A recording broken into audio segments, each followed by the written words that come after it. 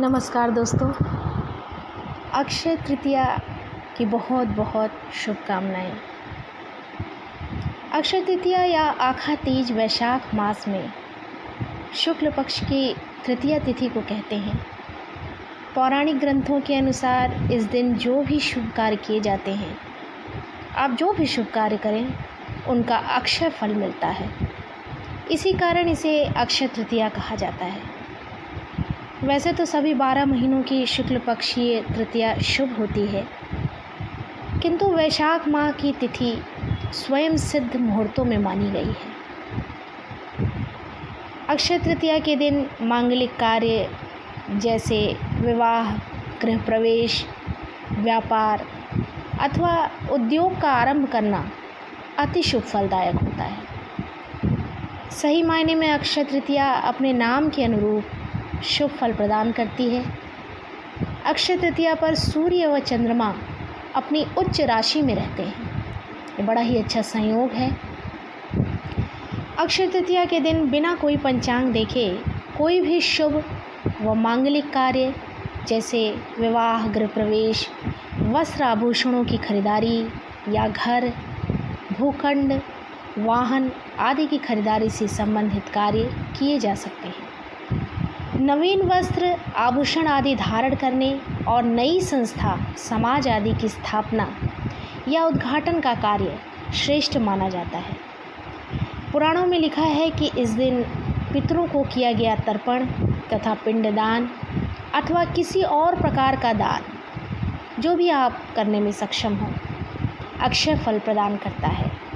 इस दिन गंगा स्नान करने से तथा भगवत पूजन से समस्त पाप नष्ट हो जाते हैं। यहाँ तक कि इस दिन किया गया जप, तप, हवन, स्वाध्याय और दान भी अक्षय हो जाता है। यह तिथि यदि सोमवार तथा रोहिणी नक्षत्र के दिन आए तो इस दिन किए गए दान, जप, तप का फल बहुत अधिक बढ़ जाता है। इसके अतिरिक्त यदि यह तृतीया मध्याह्न से पहले शुरू होकर प्रदोष काल तक रहे तो बहुत ही श्रेष्ठ मानी जाती है। बहुत ही प्रकार से श्रेष्ठ मानी जाती है।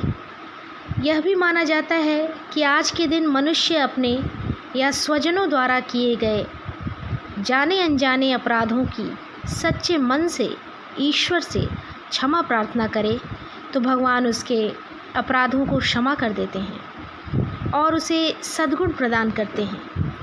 अतः इस दिन अपने दुर्गुणों को भगवान के चरणों में सदा के लिए अर्पित कर उनसे सद्गुणों का वरदान मांगने की भी परंपरा है।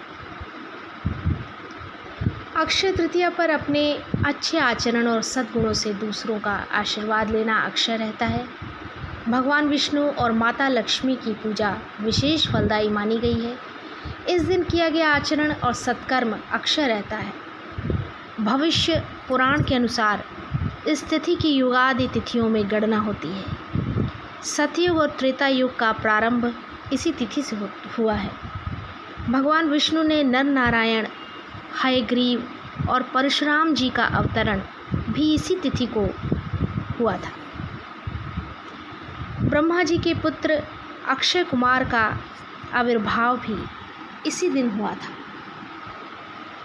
इस दिन श्री बद्रीनाथ जी की प्रतिमा स्थापित कर पूजा की जाती है और श्री लक्ष्मी नारायण के दर्शन किए जाते हैं। आइए जानते हैं 25 बातों से अक्षय तृतीया का विशेष महत्व है। पहला, नया वाहन लेना या गृह प्रवेश करना, आभूषण खरीदना इत्यादि जैसे कार्यों के लिए तो लोग इस तिथि का विशेष उपयोग करते हैं। मान्यता है कि यह दिन सभी के जीवन में अच्छे भाग्य और सफलता को लाता है। इसलिए लोग ज़मीन जायदाद संबंधी कार्य, शेयर मार्केट में निवेश, रियल एस्टेट के सौदे या कोई नया बिजनेस शुरू करने जैसा काम भी लोग इसी दिन करने की चाह रखते हैं। दूसरा, अक्षय तृतीया के विषय में मान्यता है कि इस दिन जो भी काम किया जाता है उसमें बरकत होती है। यानी इस दिन जो भी अच्छा काम करेंगे उसका फल कभी समाप्त नहीं होगा। अगर कोई बुरा काम करेंगे तो उस काम का परिणाम भी कई जन्मों तक पीछा नहीं छोड़ेगा। धरती पर देवताओं ने 24 रूपों में अवतार लिया था। इनमें छठा अवतार भगवान परशुराम का था। पुराणों में उनका जन्म अक्षय तृतीया को हुआ था, इसलिए यह विशेष दिन है। चौथा, इस दिन भगवान विष्णु के चरणों से धरती पर गंगा अवतरित हुई। सतयुग, द्वापर व त्रेता युग के प्रारंभ की गणना इस दिन से ही होती है।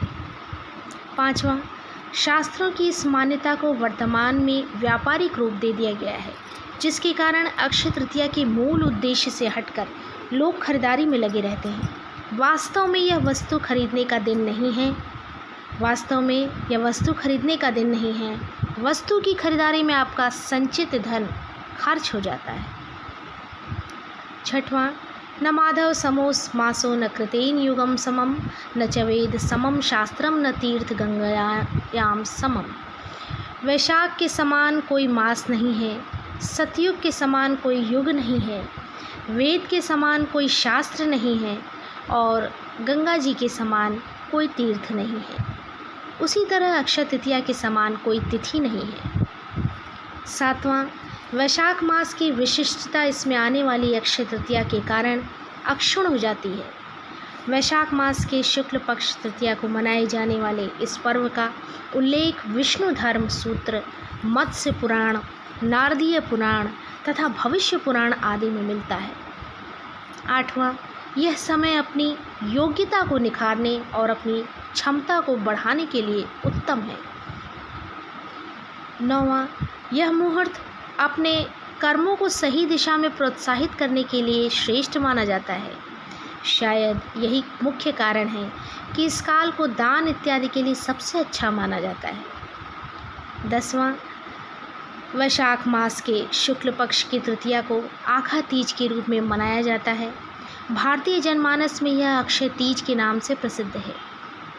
11वां, पुराणों के अनुसार इस दिन सूर्योदय से पूर्व उठकर स्नान, दान, जप, स्वाध्याय आदि करना शुभ फलदायी माना जाता है। इस तिथि में किए गए शुभ कर्म का फल क्षय नहीं होता। इसको सतयुग के आरंभ की तिथि भी माना जाता है, इसलिए इसे कृतयुगादि तिथि भी कहते हैं। 12वां, यदि इस दिन रविवार हो तो वह सर्वाधिक शुभ और पुण्यदायी होने के साथ साथ अक्षय प्रभाव रखने वाली भी हो जाती है। 13वां, मत्स्य पुराण के अनुसार अक्षय तृतीया के दिन अक्षत, पुष्प, दीप आदि द्वारा भगवान विष्णु की आराधना करने से विष्णु भगवान की विशेष कृपा प्राप्त होती है तथा संतान भी अक्षय बनी रहती है।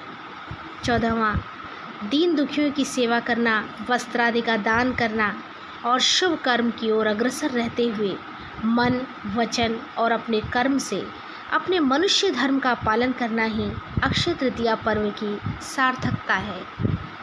15वां, कलयुग के नकारात्मक प्रभाव से बचने के लिए इस दिन भगवान विष्णु की उपासना करके दान अवश्य करना चाहिए। ऐसा करने से निश्चय ही अगले जन्म में समृद्धि, ऐश्वर्य और सुख की प्राप्ति होती है। भविष्य पुराण के एक प्रसंग के अनुसार शाकल नगर रहने वाले एक वणिक नामक धर्मात्मा अक्षय तृतीया के दिन पूर्ण श्रद्धा भाव से स्नान, ध्यान व दान कर्म किया करता था, जबकि उसकी पत्नी उसको मना करती थी। मृत्यु बाद किए गए दान पुण्य के प्रभाव से वणिक द्वारका नगरी में सर्व सुख संपन्न राजा के रूप में अवतरित हुआ। 17वां, इस दिन पवित्र नदियों में स्नान कर सामर्थ्य अनुसार जल, अनाज, गन्ना, दही, सत्तू, फल, सुराही, हाथ से बने पंखे, वस्त्र आदि का दान करना विशेष फल प्रदान करने वाला माना गया है। 18वां, दान को वैज्ञानिक तर्कों में ऊर्जा के रूपांतरण से जोड़कर देखा जा सकता है। दुर्भाग्य को सौभाग्य में परिवर्तित करने के लिए यह दिवस सर्वश्रेष्ठ है। 19वां, यदि अक्षय तृतीया रोहिणी नक्षत्र को आए तो इस दिवस की महत्ता हजारों गुना बढ़ जाती है।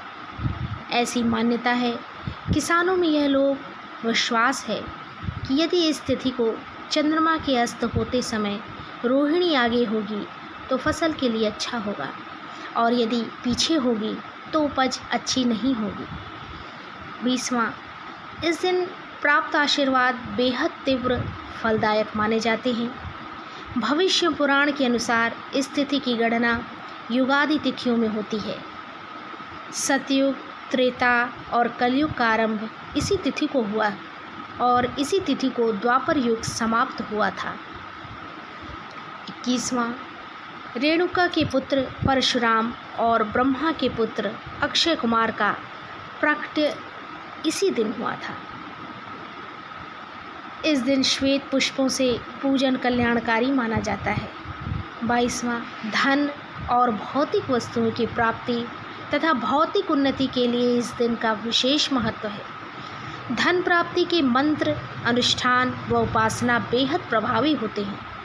स्वर्ण, रजत, आभूषण, वस्त्र, वाहन और संपत्ति के क्रय के लिए मान्यताओं ने इस दिन को विशेष बताया और बनाया है। बिना पंचांग देखे इस दिन को श्रेष्ठ मुहूर्तों में शुमार किया जाता है, सम्मिलित किया जाता है। 23वां, दान करने से जाने अनजाने हुए पापों का बोझ हल्का होता है और पुण्य की पूंजी बढ़ती है। अक्षय तृतीया के विषय में कहा गया है कि इस दिन किया गया दान खर्च नहीं होता, यानी आप जितना दान करते हैं उससे कई गुना आपके अलौकिक कोष में जमा हो जाता है। मृत्यु के बाद जब अन्य लोक में जाना पड़ता है तब उस धन से दिया गया दान विभिन्न रूपों में प्राप्त होता है। पुनर्जन्म लेकर जब धरती पर आते हैं तब भी उस कोष में जमा धन के कारण धरती पर भौतिक सुख एवं वैभव प्राप्त होता है। इस दिन स्वर्ण, भूमि, पंखा, जल, सत्तू, जौ, छाता, वस्त्र कुछ भी दान कर सकते हैं। जौ दान करने से स्वर्ण दान का फल प्राप्त होता है। इस तिथि की 25वां, इस तिथि को चारों धामों में से उल्लेखनीय एक धाम भगवान श्री बद्री नारायण के पट खुलते हैं। अक्षय तृतीया को ही वृंदावन में श्री बिहारी जी के चरणों के दर्शन वर्ष में एक बार ही होते हैं। अक्षय तृतीया मंगलवार मई 10, 2024 5:32 पर पूजा का मुहूर्त है सुबेरे से और रात्रि के 12:18 तक। अक्षय तृतीया पर सोना खरीदने का समय 10 मई 5:33 से 2:50 सुबह 11 मई तक है। आपका दिन शुभ और मंगलमय हो। जय जय श्री सीताराम।